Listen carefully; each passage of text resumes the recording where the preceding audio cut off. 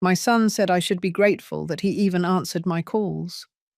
He said it in a cold way, as if I were a problem to manage, not his mother who had sacrificed everything for him. I could hear my daughter-in-law's soft laughter in the background. But before I continue, check to see if you have already subscribed to the channel and write in the comments, where are you watching this video from? Mum, you should be grateful that we even answer your calls, Richard, my only son, said, with that condescending tone he had adopted with me over the last few years. I stayed silent, gripping the phone tightly, while I listened to Carla, my daughter-in-law, chuckling quietly in the background. A laugh that told me everything I needed to know about what they really thought of me.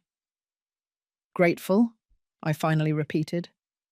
For what exactly? For everything we're doing for you, the impatient voice replied.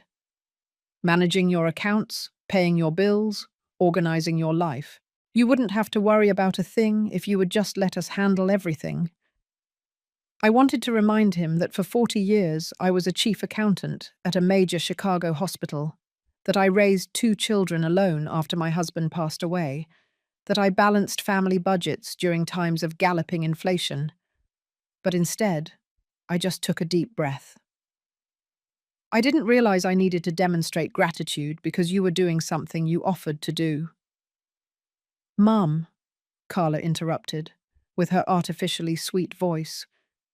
You yourself said you were getting confused with all the numbers.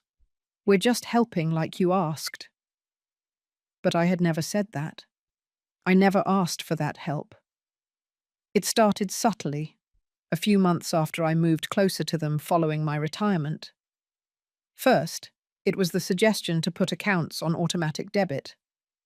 Then came the idea of a power of attorney just for emergencies. Afterward, papers to sign during Sunday brunch, always presented in a hurry, always when I was distracted. I'm going to hang up now, I replied, surprisingly calm. We'll talk later. When I hung up the phone, the house felt too quiet. I prepared a tea and sat at the kitchen table where I had so often helped Richard with his homework, where I had planned birthdays, calculated budgets, written cards to my late husband, Charles. What hurt the most wasn't their distrust of my capability, but the cruelty disguised as care. You should be grateful. As if my existence was a burden they were generously enduring. The next morning, I called the bank. After going through several security confirmations, the employee informed me that my mailing address had been changed 6 months ago. Now, all my statements were being sent directly to Richard and Carla's address in Dallas, Texas. And are there any automatic transfers set up on my account? I asked, trying to control the tremor in my voice. Yes, ma'am. There is a monthly transfer to a joint account in the name of Richard and Carla Morales. It started in February. The amount she mentioned was almost half of my retirement. Money I didn't know was being withdrawn, month after month, silently. Was that authorized by me? I asked, already knowing the answer. Yes, ma'am. It was digitally approved through your online access. I then remembered an afternoon, 3 months ago, when Richard came over to help with the computer. He stood behind me, guiding where to click, what to approve. It's just to update the security system, Mum. Trust me. And I trusted. How could I not trust my own son? Hanging up, I stared at the garden through the kitchen window. The hydrangeas I planted last year were blooming, strong and vibrant. I had grown them from scratch, carefully, patiently, just as I had raised my children, just as I had built my life. In that moment, something changed inside me. It wasn't rage exactly. It was more like waking up from a long sleep. I saw with crystal clarity what was happening. It wasn't protection. It was appropriation. It wasn't care. It was control. And I realized I had a choice. I could continue to be the docile, grateful mother they wanted me to be, slowly fading away while they managed my life until the end. or I could show them exactly who I was. The woman who survived losing her husband at age 43, raised 2 children alone, worked 2 jobs to pay for college, and became the first woman to reach the position of Chief Financial Officer at St. Mary's Hospital. The next day, I put on my best clothes, a navy suit I saved for special occasions. I put on my lipstick and took a cab downtown. My destination was not the local bank where Richard had kindly helped me set everything up. It was the Bank of America in San Francisco, where I had opened my first account 4 decades ago. It was time to take my life back, one document at a time. The bank manager, Mr. Johnson, was a man in his 50s, with kind eyes behind thin-rimmed glasses. He listened to my story attentively, without interrupting, occasionally taking notes. "Unfortunately, Mrs. Miller, what you are describing is much more common than we would like," he said when I finished. "It's called elder financial abuse, and we have seen a significant increase in recent years." Abuse. The word hit me like a slap. It was ugly, harsh, definitive, but it was accurate. "What can I do?" I asked, keeping my voice steady. "We can start by blocking the automatic transfers and revoking the digital access your son has to your account. We are going to issue new cards and passwords and change the mailing address back to yours." He hesitated, adjusting his glasses. "I must warn you that your son will likely be notified of these changes by the system." "Let him be notified," I replied, feeling a determination I hadn't experienced in years. I have nothing to hide. As Mr. Johnson worked on the computer, implementing the changes I had requested, I thought about how I had reached this point. How my son, that little boy I had cradled in my arms, transformed into someone capable of treating me this way. It was gradual, I realized. It began shortly after I moved closer to them, 3 years ago. Small comments about how I was confused about dates. Exaggerated concerns when I forgot something trivial. Small offers of help that, looking back, were the first steps toward assuming control. "All set, Mrs. Miller, all done," Mr. Johnson said, bringing me back to reality. "The password for your new card will arrive in a separate mailing. We have also blocked any attempt to access your account without your physical presence and identification here at the branch." He handed me a card. "This is Dr. Jennifer Salas, an attorney specializing in elder rights. I strongly suggest you consult her. She can help with other protective measures that go beyond what we can do here at the bank." I thanked him and put the card in my purse. On the way home, I felt a strange mix of relief and sadness. Relief for taking the first steps to regain my autonomy. Sadness because those steps were necessary. The phone was already ringing when I walked into the house. Richard's name flashed on the screen. I let it ring. It rang again 10 minutes later. And again. On the 6th call, I finally answered. "Mum, what the heck did you do?" His voice was shaking with anger. "I just got notifications from the bank saying my access to your account was revoked and the transfers were cancelled." "Yes," I replied calmly. "I made some changes today." "Changes? You can't just do that. We had an agreement." "What agreement, Richard? The one where you transferred my money to your account without telling me? Or the one where you changed my mailing address so I would never see my own bank statements?" Silence on the other end. Then his voice changed, adopting that conciliatory tone I was beginning to hate. "Mum, you're confused. We talked about this, remember? You agreed it would be simpler if we managed everything for you." "I never agreed to that," I replied firmly. "I never agreed to you withdrawing half of my retirement every month. I never agreed to you hiding my bank documents from me." "It's for your own good," he finally burst out. "Do you think you can handle everything, alone at your age? You didn't even notice what we were doing for 6 months. His brutal honesty was almost refreshing. Finally, the true face behind the mask of concern. I didn't notice because I trusted you, I replied. That was my mistake. I'm not going to repeat it. What does that mean? He asked, his voice suddenly cautious. It means I'm taking back control of my finances. And if I discover more things you did without my knowledge or consent, I will take the necessary measures.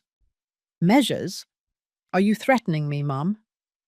I'm informing you of my decision, Richard. As an adult to an adult. He laughed, a cold, incredulous sound. Sure.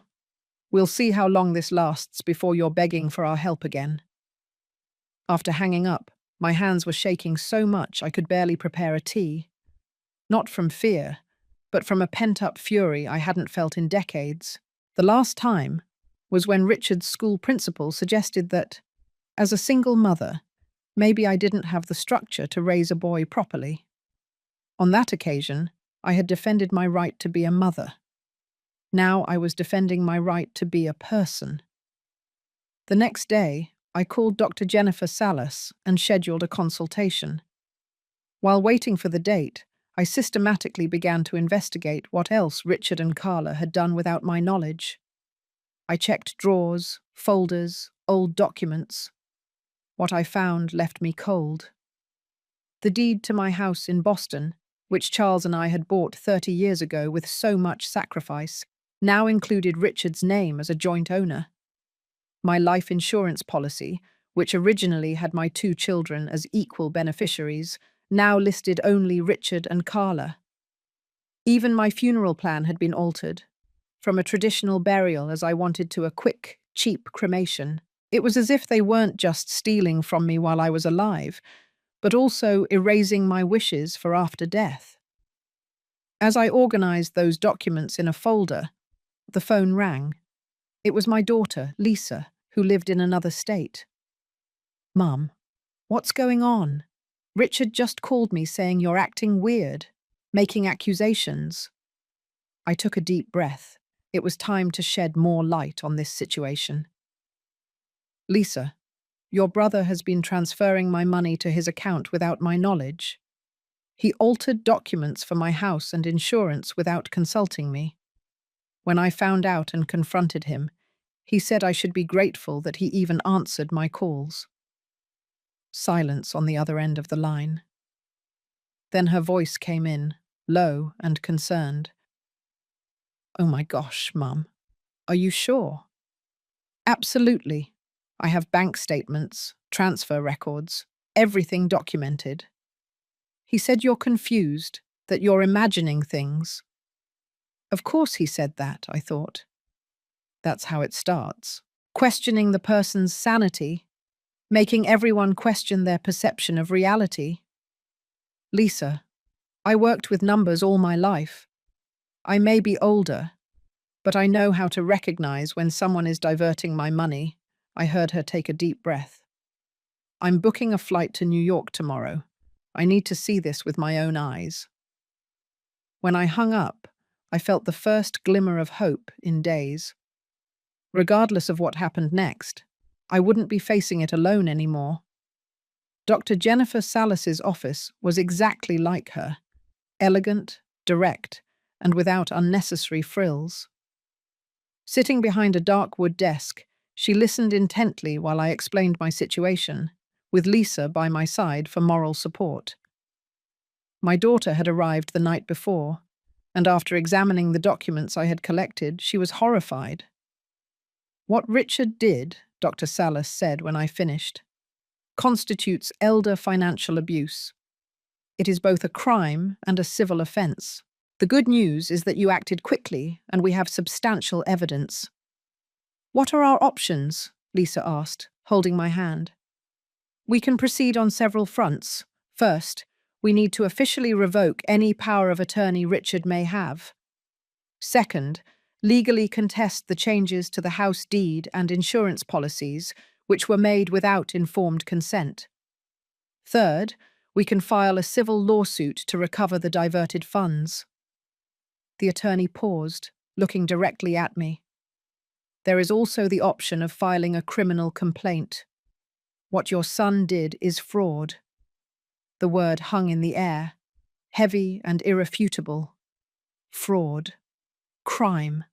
My own son. I want back what is mine, I finally said. But I don't know if I want to see my son in jail. Dr. Salas nodded understandingly. Many families feel the same way. We can start with the civil measures and see how Richard responds. If he cooperates, returns the funds, and signs the necessary revocations, perhaps we can avoid the criminal path. We left the office with a clear plan of action and a renewed sense of purpose. Lisa, who was always the peacemaker in the family, was quietly furious.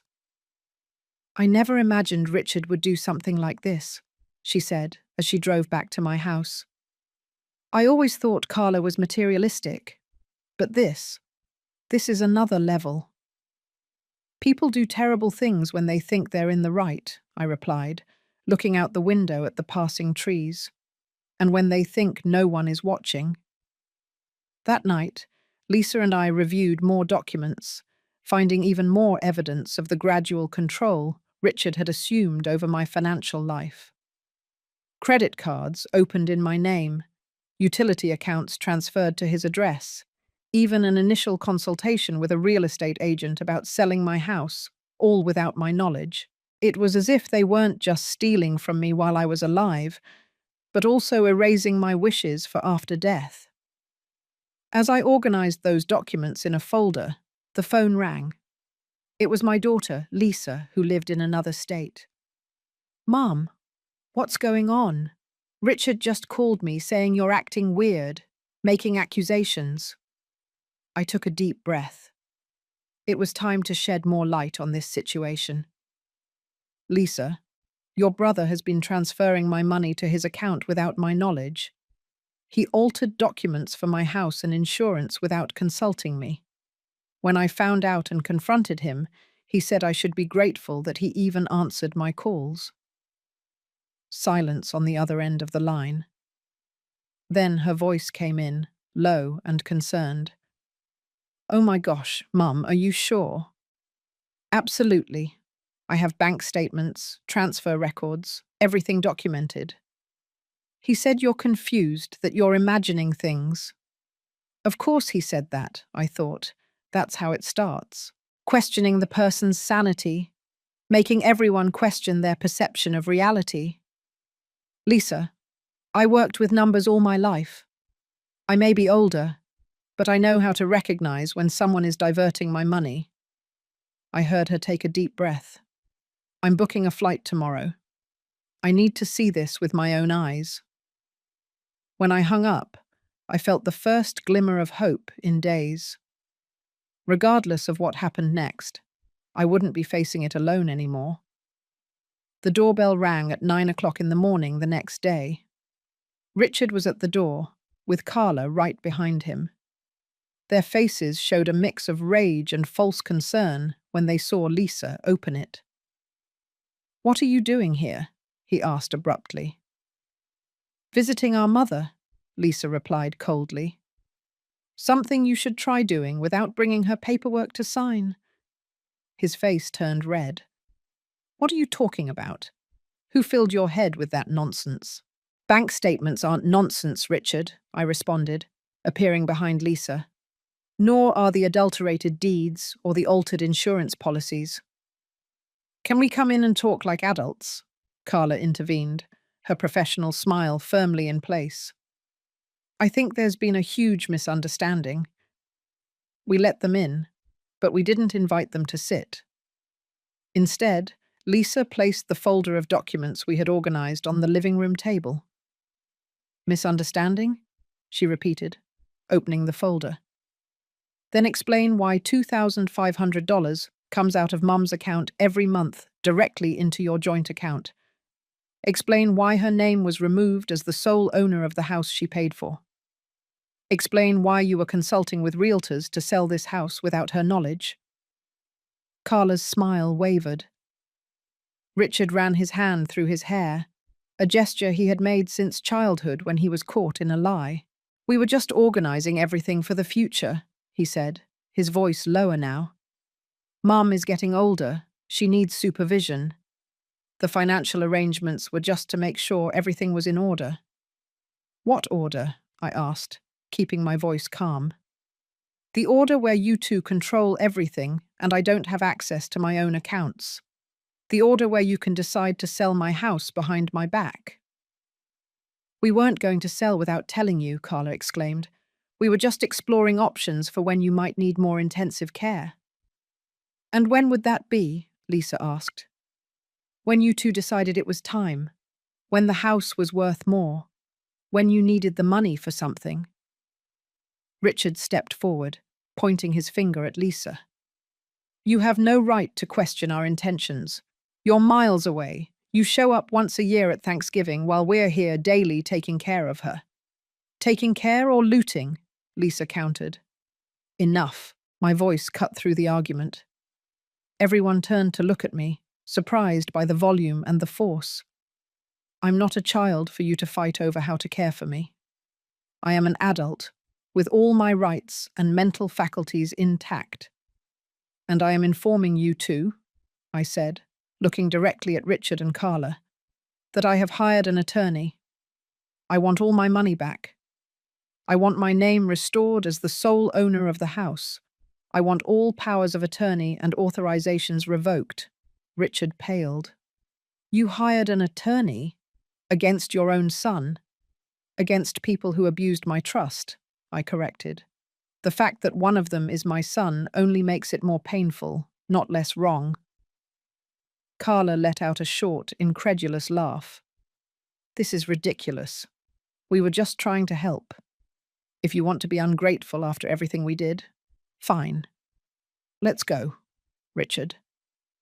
She turned to leave, but Richard remained motionless, his eyes fixed on mine. "Do you really believe we stole from you?" he asked, his voice almost a whisper. "I don't believe. I know. I have the evidence right here." He looked at the documents on the table, then back at me. Something in his eyes shifted.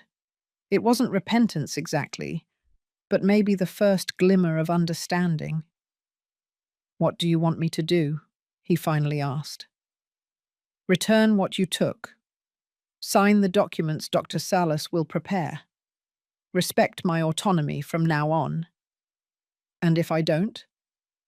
"Then we will face a judge," I replied simply, "and all of this evidence will be presented in court." Carla, who was at the door, backed up a few steps. "You're lying. You wouldn't sue your own son." I looked at her with a calm that surprised even myself. "Try me." After they left, Lisa hugged me tightly. "Mom, you were incredible." I returned the hug, feeling the trembling in my legs now that the adrenaline was starting to drop. "I'm tired of being seen as weak just because I'm old. Tired of pretending I don't see what's happening for fear of causing problems."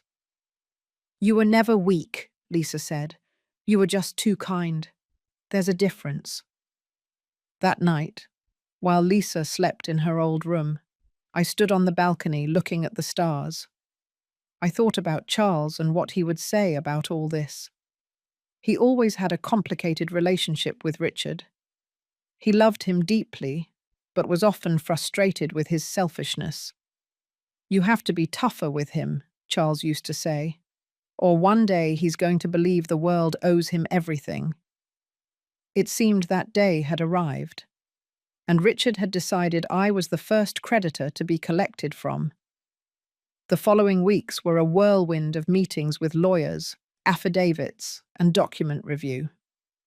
Dr. Salas worked with impressive efficiency, sending formal letters of notification to Richard and Carla, the bank, the insurance companies, and the registry of deeds. "The important thing now is to establish a clear record of your objections to everything that was done without your informed consent," she explained. "This strengthens our case, regardless of whether we go to a settlement or to court." Lisa extended her stay for one more week, helping to organize papers and serving as a witness for new documents. Before leaving, she introduced me to a friend who worked as a social worker specializing in the elderly. Martha can help you connect with support groups, Lisa explained. People who went through similar situations.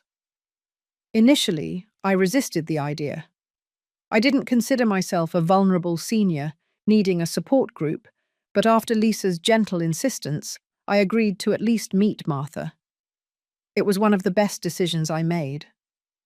Martha was an energetic woman in her 50s, with a contagious laugh and zero patience for sentimentality. "What your son did is criminal," she said directly at our first meeting, "but unfortunately it is also incredibly common. You are not alone in this fight." She invited me to a meeting of what she informally called the Resistance Club, a group of older adults who had faced or were facing financial abuse by family members. At first, I sat silently in the circle, listening to stories that resonated painfully with mine. A 75-year-old woman whose nephew had mortgaged her house without her knowledge. An 83-year-old man whose son had emptied his retirement savings.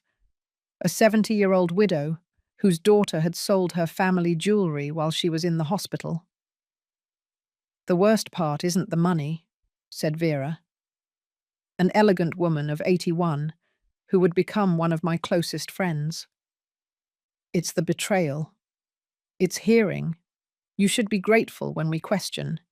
It's being treated like incompetent children by people we raised." I nodded, feeling tears in my eyes for the first time since it all began. Until that moment, I had been so focused on action, on practical responses, that I hadn't truly processed the emotional pain of the situation. "My son said I should be grateful that he even answers my calls," I shared, my voice trembling, as if it were an extraordinary favor, not basic human decency. Vera placed her hand over mine. "And what did you answer?" "At the moment, nothing.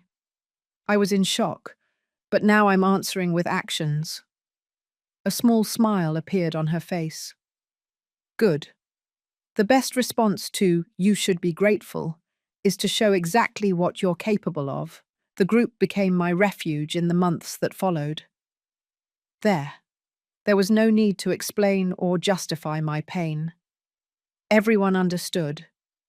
Everyone had experienced that toxic mix of infantilization and exploitations that seemed especially reserved for older people.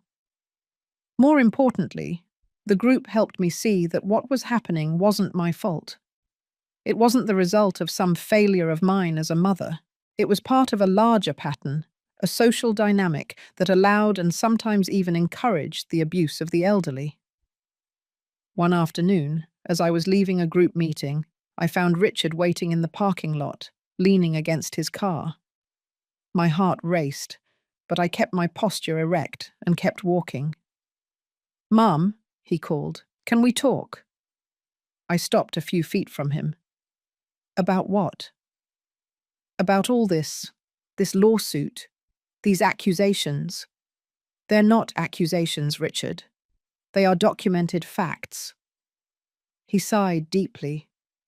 "Look, maybe I overreached in trying to help, but it wasn't my intention to hurt you." "Intention doesn't change the result," I replied. "And the result was that you abused my trust and tried to take control of my life without my consent. Is that how you see it?" His voice rose slightly. "After everything I did for you over the last few years, the visits, the shopping, fixing things around the house, things you did voluntarily, as a son, not as a payment that gave you the right to control my life." He ran his hand through his hair, frustrated. Carla and I separated. The revelation caught me off guard. "I'm sorry to hear that." "It's your fault, you know," he continued, the bitterness evident in his voice. "This lawsuit, this elder attorney, Carla said she wasn't going to stick around to see her career destroyed by accusations of fraud." I took a deep breath, resisting the urge to accept the blame he was trying to put on my shoulders. Your actions have consequences, Richard. If your marriage was so fragile that it couldn't withstand you being held accountable for those actions, the problem is not the lawsuit. His eyes widened, unaccustomed to this kind of resistance from me. I had always been the conciliatory mother, the one who gave in to keep the peace. "What happened to you?" he finally asked, almost whispering. "I woke up," I replied simply. I realized that I deserve more than forced gratitude for scraps of consideration. We stood in silence for a moment, the weight of decades of family dynamics floating between us. "Dr. Salas sent the documents to your lawyer," I finally said. "Revocation of power of attorney, restoration of the house title, restitution plan for the funds." He nodded stiffly. "I saw it." "Are you going to sign?" Richard looked at the ground, then back at me.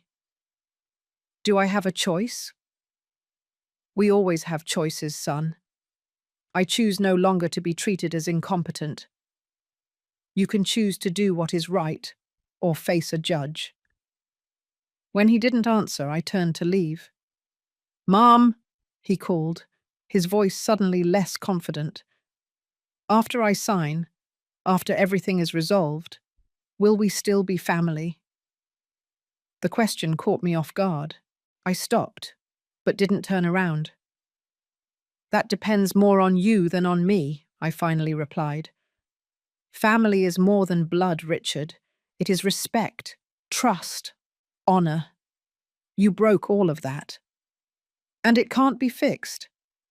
The vulnerability in his voice almost made me turn. "Maybe. With time. With genuine actions, not empty words or false apologies." I kept walking to my car, feeling his eyes on my back. I didn't look back. In the following weeks, the legal process moved with surprising speed. Perhaps because the evidence was so clear, or perhaps because Richard finally realized the gravity of what he had done. He signed all the documents without further resistance.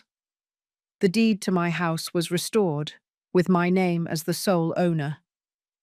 The automatic bank transfers were formally cancelled, and Richard agreed to a restitution plan for the funds he had diverted.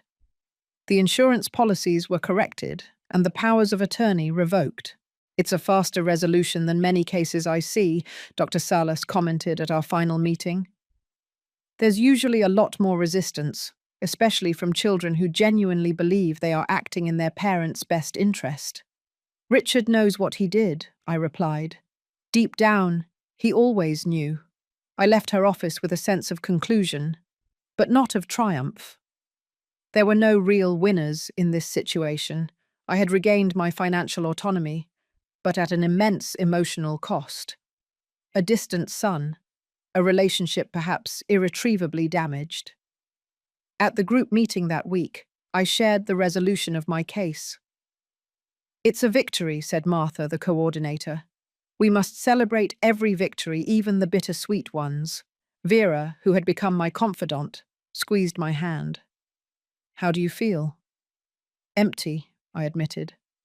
"Relieved, but empty." "It's normal," she replied.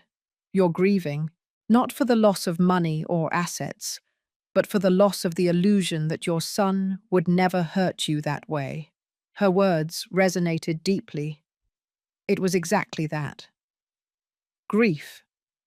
Grief for the relationship we thought we had, for the trust I believed existed, for the security of knowing my son saw me as a complete person, not just as a burden or a resource. "When my daughter did something similar," Vera continued, "I spent months wondering where I had failed as a mother, what I could have done differently, so that she didn't grow up believing she had the right to make decisions for me, to treat me like an incompetent child." I nodded, recognizing my own thoughts in her words. "And did you come to any conclusion?" I asked. "Yes," she replied with a small smile. "I concluded that the question was wrong. It wasn't about what I had done as a mother. It was about the choices she made as an adult. about the society that normalizes the lack of respect for older people, about a system that confuses aging with incompetence. After the meeting, I walked to the nearby park in San Diego and sat on a bench watching the children in the playground.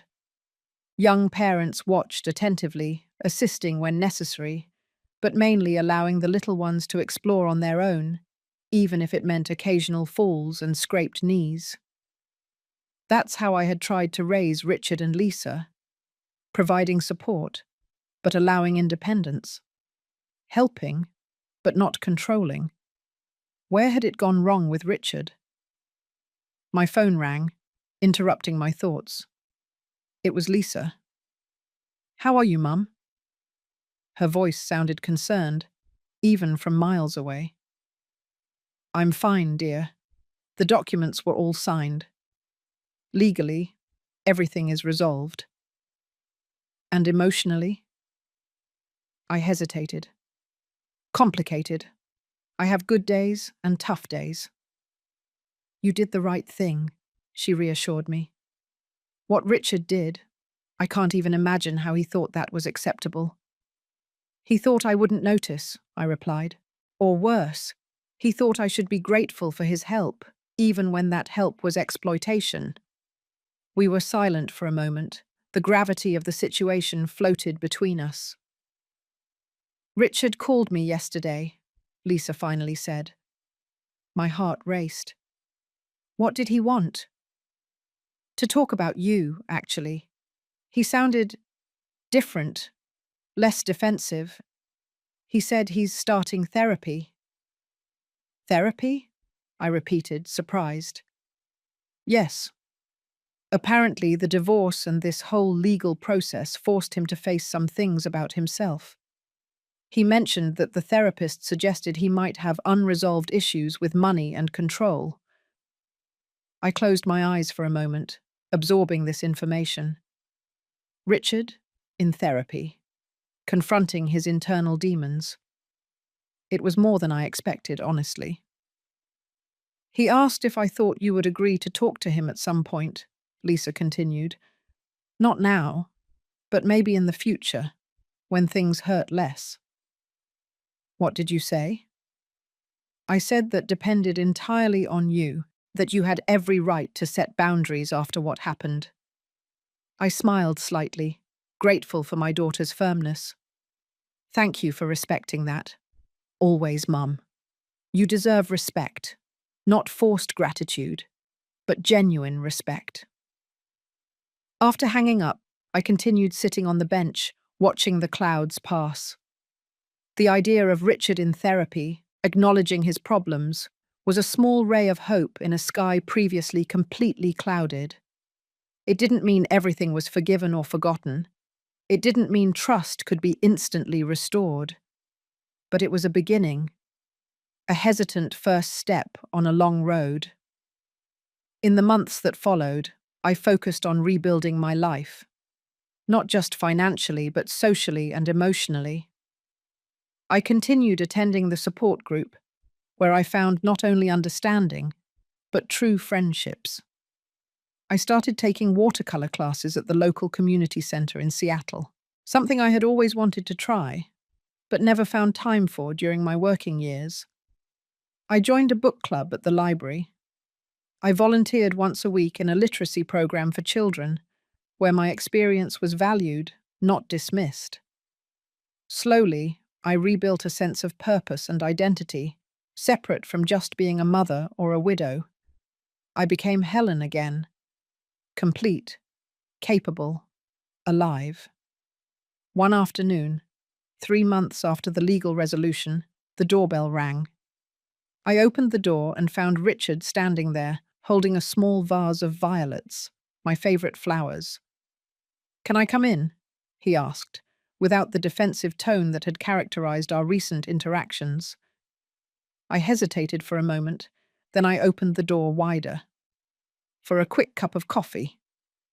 While I prepared the coffee in the kitchen, I watched him look around the living room, noticing the changes I had made. The new watercolors on the walls, the reading nook I had created by the window. The absence of the family photos that used to dominate the space. "Your house is different," he commented when I returned with 2 cups. "I am different," I replied, sitting in the chair opposite the couch where he was. He nodded, accepting the cup I offered.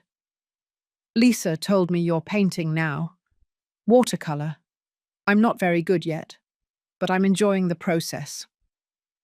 We stood in an awkward silence for a few moments, both conscious of the chasm between us. "I'm in therapy," he finally said, "twice a week." Lisa mentioned it.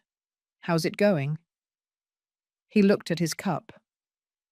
"Hard. Revealing. I'm discovering patterns. Things about myself I didn't want to see. The therapist believes I have issues with money and control, that I use them as substitutes for genuine emotional connection." He paused, swallowing with difficulty. "Apparently, it's common in people who grew up with financial insecurity." I thought about the difficult years after Charles's death, the bills piling up, the overtime I worked, the way I always made sure Richard and Lisa never knew how precarious our situation sometimes was. "I never wanted you to worry about money when you were kids," I said softly. "I know. You always protected us. You always put our needs first." He looked at me directly. "But maybe I absorbed more than you thought. The anxiety, the fear, and instead of confronting them in a healthy way, I transformed them into a need to control everything around me." "Including your aging mother," I added, without accusation in my voice, just stating a fact. He nodded, the shame evident on his face. "Including you. The irony is that I always told myself I was protecting you, taking care of you, but I was really trying to control something that made me anxious. The idea of you getting older, of perhaps one day needing real care, and instead of talking to me about those concerns, you decided to just take over." "Yes," he admitted, his voice almost a whisper. "And when you resisted, when you questioned, I got furious, as if you were being ungrateful for not appreciating my sacrifice." "You should be grateful that we even answer your calls," I quoted the still painful words. He closed his eyes briefly, the guilt clearly visible. "There is no excuse for that. It was cruel and manipulative, and I am deeply, profoundly sorry." It was the first time he had truly apologized, without justifications or mitigating explanations, just a clear acknowledgement of the mistake and the harm caused. "Thank you for saying that," I replied. "It means a lot to hear it." "I'm not asking for your forgiveness," he continued. "I know that will take time, if it ever comes. I just wanted you to know that I'm working on myself, trying to understand why I did what I did, and how I can become a better person." I nodded, feeling a complex mix of emotions, caution, hope, a pang of sadness for what we had lost. "I'm proud of you for seeking help," I finally said. "That takes courage." A small smile appeared on his face. "I learned from you. You were always the bravest person I know." When he got up to leave, a few minutes later, we stood awkwardly at the door, neither of us sure how to say goodbye. A handshake seemed too formal, a hug too intimate for where we were. "Can I call from time to time?" he asked. "Just to talk. No agenda, no attempts to help." I considered for a moment. "You can. I don't promise to always answer, but you can call." He nodded, accepting the boundary. "It's more than I deserve." After he left, I sat down again, looking at the violets he had left.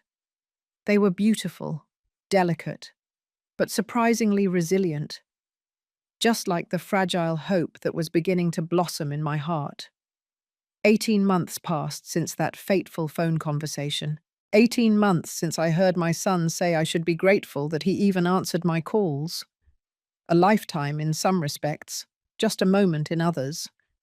On a sunny spring Sunday, my house was full of voices, laughter, and the aroma of fresh coffee.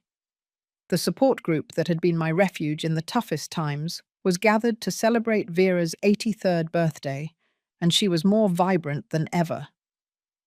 "Who would have thought," she commented as I poured more coffee, "that a group formed because of family betrayals would become our new family?" I looked around the room, at Martha, at Manny, at the other group members who had become dear friends. People who understood, without need for explanation, the complex path we had travelled. People who would never ask why we weren't grateful for the treatment we received. "The family we choose," I replied, raising my cup in a toast. The doorbell rang and I went to open it, finding Lisa at the door with her husband and children. Behind them, more hesitantly, was Richard. "Hope you don't mind," Lisa said, hugging me. "We found Richard in the parking lot. He said you had invited him for lunch too." "I did invite him," I confirmed, opening the door wider. "Everyone come in." The last few months had brought gradual changes in my relationship with Richard. Not a complete reconciliation. Some wounds were too deep to heal entirely, but a careful reconstruction, brick by brick. His therapy continued, mine too. Sometimes we had joint sessions, unraveling decades of complicated family dynamics under the patient guidance of a therapist. When I walked into the living room, introducing my biological family to my resistance club, as Martha jokingly called our group, I felt a strange sense of completeness. Not because everything was perfect, far from it, but because every person in that room represented an important part of my journey. Vera, who taught me that resilience was not just surviving, but thriving. Martha, who showed me that it's never too late to discover new aspects of myself. Manny, whose friendship had blossomed into a relationship neither of us expected in our golden years. Lisa, whose unwavering loyalty had been my foundation in the toughest moments. Her children, my grandchildren, who reminded me that life continues, constantly renewing itself. And Richard, my son who had done terrible things for complicated reasons, my son who was fighting to be better, to understand his own demons, my son who had learned, painfully, that love without respect is not real love. While everyone talked, mixing with initial curiosity and then with increasing animation, Richard approached me in the kitchen, where I was preparing more appetizers. "It's an interesting group," he commented, nodding toward Vera and the others. "They seem to genuinely appreciate you." "They know me," I replied simply. "Not just the idea of me, or the version of me they wish me to be. They see me as I am." He nodded, helping me place the appetizers on a tray. "I'm trying to do that too, see you as you are, not as I thought you needed me to be." I looked at him, this adult man who was once the small child who held my hand so tight on the first day of school. This man who had hurt me so deeply, and who was now trying, day after day, to repair the damage he had caused. "I know you are," I acknowledged, "and I appreciate the effort." "It's not effort," he said, surprising me. "It's growth, painful sometimes."